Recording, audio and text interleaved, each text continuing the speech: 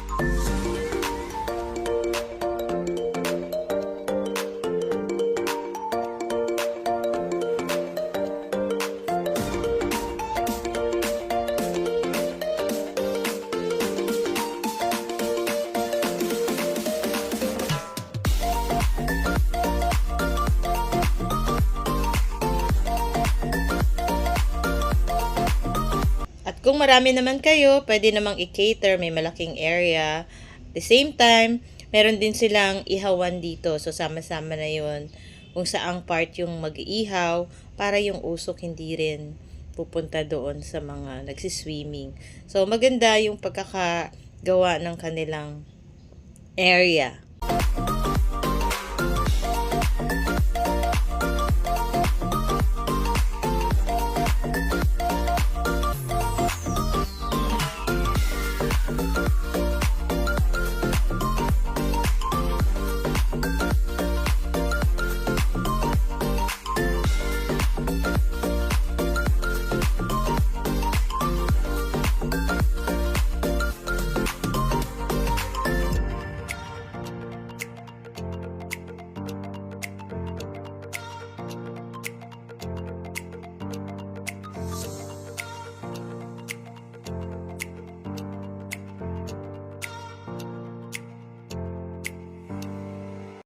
Guys, marami na rin naihaw. Maya-maya kakain na kami.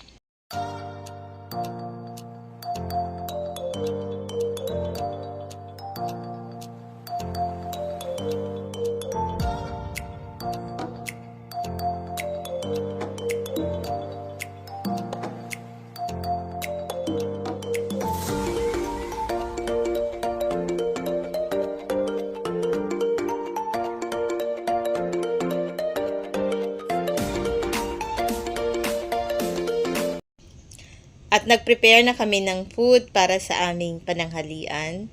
Ay na aming pagkain, inihaw na tahong. Dahil mas marami ang tahong dito sa Cavite. Pork chop na inihaw. So far, dahil konti lang kami, konti lang din. At inihaw na isda, itlog na maalat na merong kamatis. Yan po yung aming mga hinandang food. Hindi ganun kadami. Meron din pong pansit.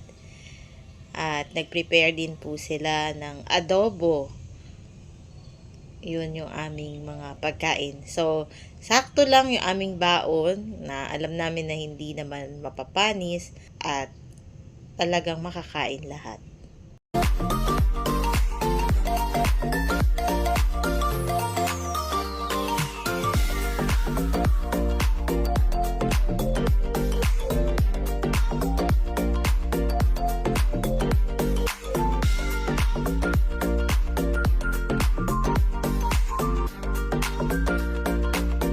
Guys, meron ding mangga, Indian mango, na merong bagoong alamang.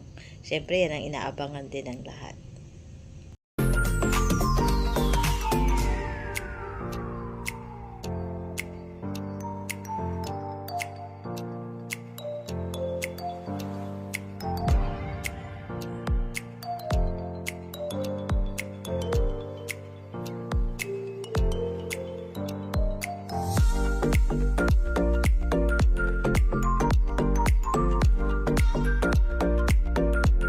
Ayan po, nauna na ang batang kumain. At kain na tayo. Andyan yung aking bayaw, yung birthday celebrant.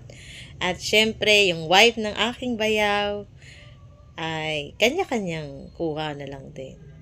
Tayong lahat. Si tatay na kumakain. So, kain tayo guys!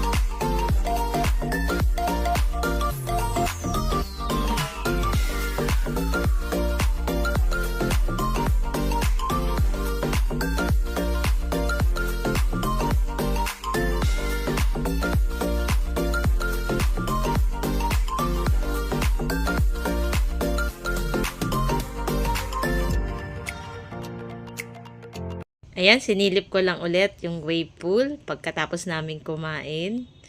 At kami ay pauwi na sapagkat meron pa akong meeting na susunod dito sa activity na to. So guys, I hope na nag-enjoy kayo sa panonood. Kaya pag gutom ka, maki-birthday ka. God bless you po. Bye-bye.